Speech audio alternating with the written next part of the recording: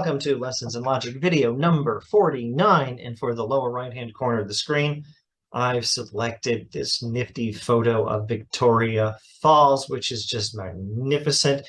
Just to make sure we're not breaking any copyright rules, let me formally state the author of this photo is this person, Diego Delso, who took a magnificent photo of Victoria Falls. We've got Zimbabwe on the left of the river and Zambia on the right of the river.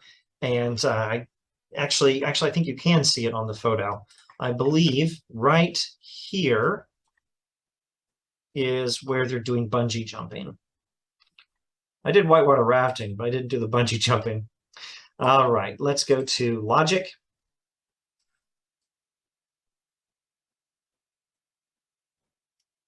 And we are still talking about definitions. In this video, where I'll try to resist any urges to ramble unnecessarily, let's talk about how to make good definitions. 5 rules for making good definitions drawn from the logic textbooks.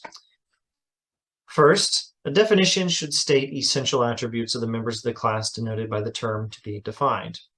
Now, if you remember definitions I gave you 2 videos back, definiendum means a term to be defined. Definiens means the word or words that do the defining. So our textbook says, not our textbook. This would be our textbook in a class I taught at the university. I'm not using the textbook, but I'm drawing from textbooks, in particular, The Power of Logic by Lehman, Howard Snyder, Wasserman, and another Howard Snyder. That textbook, I believe, is the one that says a definition should state the conventional intension of the term being defined. Note not the word intention, but the word intension. Go back 2 videos to review what we're talking about if need be. A good definition should ideally be intentional, not extensional, and it should name the essential characteristics of the term to be defined, and it should give a good conventional definition, ideally, unless you're doing a stipulative definition for the sake of clarifying some particular discussion of something. So there's a classic one going back to early Greek philosophy. A definition of human beings is featherless bipeds. Now, can you name any creature on this planet or on any other planet that is featherless and bipedal, which is not a human being? Can you name any human being that is not a member of the species that is this particular species of featherless bipeds? I can't name any. Every human being is a member of this species, which is a featherless bipedal species. And every featherless bipedal species is a human species, the human species, as far as we know. Find some Vulcans on another planet, maybe things will be a bit different. Now, the classic joke was you take a plucked chicken. You take a chicken, you remove its feathers, and then you say, here's a human being, to people who have defined human beings as featherless bipeds, because that definition is not precise enough. You could make it precise, though, and avoid any issues. A human being is a member of a featherless bipedal species, and then you don't have any issues with a human being who lost his legs in a tragic car accident or a plucked chicken. Okay, so even if you use that definition, you may have correctly pointed to everything denoted by the term human being and to nothing that's not denoted by the term human being, but golly, that is just not the right definition for human being. It just doesn't capture what a human being is. It's not a good definition. A definition should not be circular. Don't say good means things that are good. But also, you shouldn't just say good means not bad, unless you can also define bad. Now, if you can define bad in terms not referring to good, that's fine. Just don't say good means not bad and bad means not good. Then you haven't defined anything. A good definition should look at essential characteristics of things. It should not be circular. And it should not point to some antonym, which can only be defined by pointing back to the word you're defining. Good means not bad, bad means not good. Find a better way to define at least one of them, and then you should be okay. You can define by antonym. I think that's fine.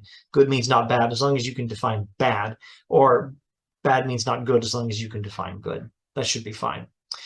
Okay, now, The thing about the featherless biped definition of human beings is it's meticulously crafted to not be too broad or too narrow. A definition is too broad if it denotes things it shouldn't. A definition is too narrow if it fails to denote things it should.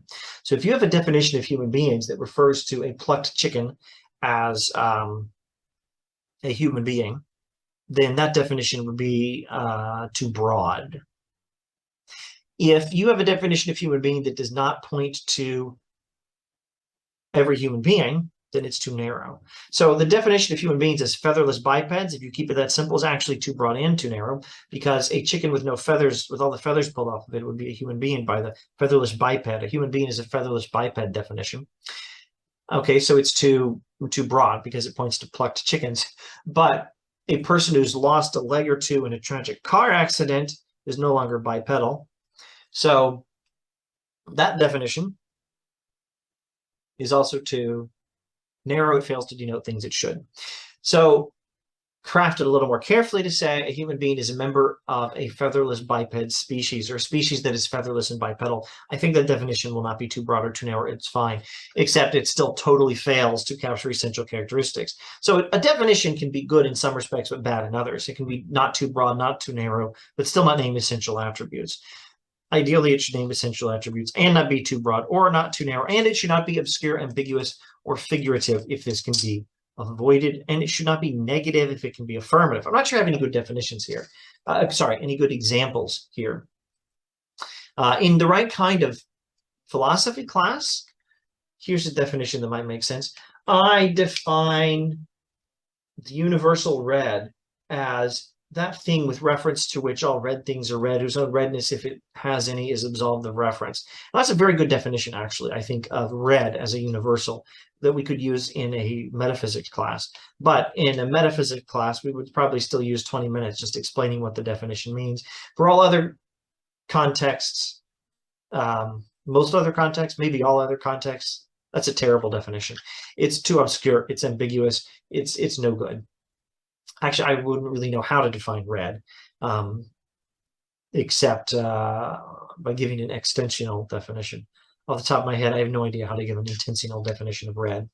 Okay, so a definition should be as clear as possible. That's another way of saying requirement number 4 here for good definition. A definition should be as clear as possible. A definition should not be negative if it can be affirmative. So don't say a human being is an animal that is not like crocodiles or dogs.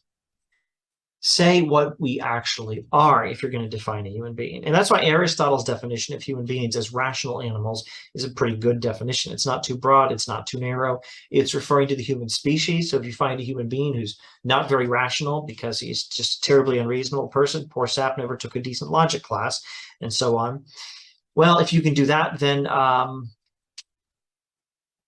no problem. That is to say, let's see. If you can find a human being who's not rational, no problem if you're using Aristotle's definition, because Aristotle is defining human beings by species. So it's not too narrow. It's not too broad because there's no rational animal other than human beings. Dogs might have some rudimentary level, some ability of reason to decide what is the appropriate course of action or something like that between two choices. You know, do you go for the food bowl first or the water bowl first? And do you listen to your human master's instructions about I don't know, not making a mess in the kitchen or something? Dogs might have some ability to reason through these rudimentary decisions, but no dog has ever wondered about how many digits pi has, pi, 3.14, etc. Dogs don't have reason like we do. They don't debate the nature of justice. Aristotle's definition of human beings as a rational animal is not necessarily negative. It's not too broad. It's not too narrow. It's not circular. And I think it actually does name essential attributes. And is it negative if it could be affirmative? Not that I can tell. I don't see anything negative about that definition. That's a good definition. Aristotle's definition of human being as a rational animal, I think, is very good. Having said that, if you check a dictionary definition of human being, it might be a very good one. And if you check other definitions of human beings, like a human being is that creature made in the image of God, etc., etc. Give a theological definition of human being. I'm not objecting to that at all. I'm saying Aristotle's definition meets these 5 requirements for a good definition, and I think is a good example of a good definition. But it's not the only good definition of a human being, and maybe there's still something else wrong with it. Crafting perfect definitions is not necessarily something you can achieve just by avoiding these 5 mistakes. Anyway, these are 5 mistakes. A definition should name essential attributes. It should not be too broad or too narrow. It should not be circular. It should be as clear as possible. And it should not be negative if it can be affirmative. And with that, I suppose we're done. I think we're moving to informal fallacies next. So, woohoo! See you then.